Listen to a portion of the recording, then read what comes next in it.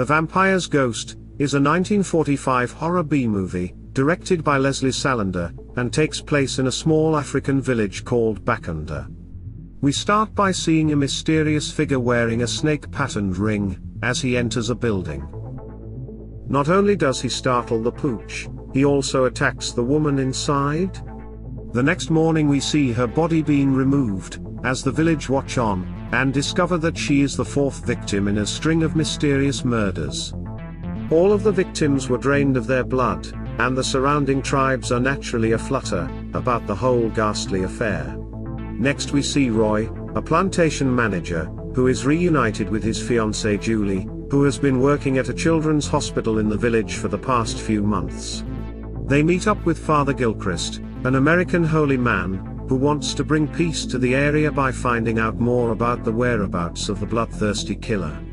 One of the suspects is a well-spoken slick kind of gent, who owns a dive bar in Bakunda.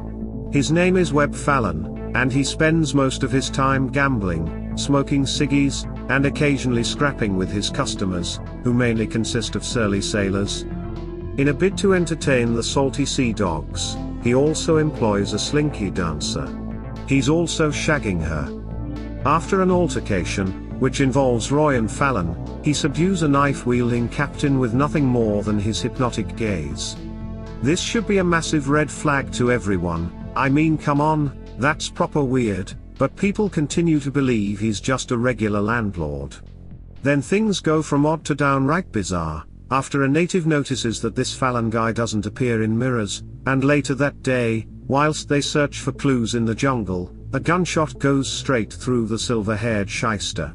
The smart locals realize that Fallon can't possibly be human, and during a kerfuffle with a neighboring tribe, decide to skewer the dastardly deceiver with a spear dipped in silver.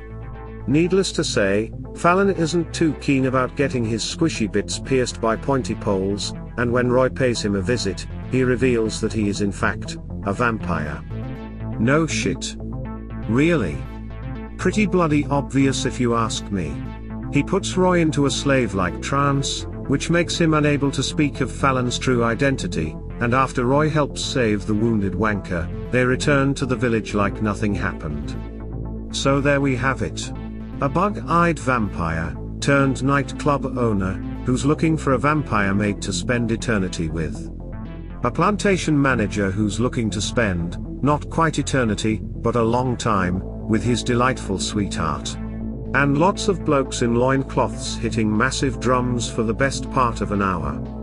Will Roy break the curse that has paralyzed him in his fight against the evil Fallon? Will Fallon succeed in turning every last person in the village into Bloody Mary cocktails? And what's the deal with all the drums? It's giving me a flipping headache. Sort it out, lads. The Vampire's Ghost is a far cry from an American classic, but there's definitely enough going on to keep you interested throughout the movie. The film delves into themes of the occult, namely voodoo, and it's fairly obvious from the get-go that the natives in these small African villages are highly superstitious. I just wish we saw more of a fight from them, especially as they outnumber Fallon 100 to 1. The acting is nothing to write home about, but I was impressed with the intense debonair performance by British actor John Abbott, who played the lead antagonist. There was a confident, yet aloof, aura about his character, and he did do a pretty good job of appearing sinister. The lighting did help though. Also, I'm pretty sure I only saw him blink about twice in the whole movie. There are no special effects in The Vampire's Ghost, which is rare to see in a vampire movie. No bats on strings or castles backlit with lightning. Not even a sharp, plastic incisor to be found. But it was still full of the usual vampire tropes. Fallon hated crosses and anything religious, he drained the blood from his victims, and the bitten returned as lords and ladies of the undead too, even though we never actually saw it happen. The one strange difference was how he reacted to the sun. Instead of bursting into flames and turning to dust, he managed to survive by simply chucking on a pair of Ray-Bans. Unfortunately, there weren't many standout scenes from the movie. I only finished watching the damn thing about 10 minutes ago and I'm hard-pressed to remember any times I gasped, or felt moved in any way. Vampire's Ghost failed to make an impact on me, partly because it wasn't that scary. It didn't take any risks either. It's basically Dracula on safari, but without the cool cape and moody setting.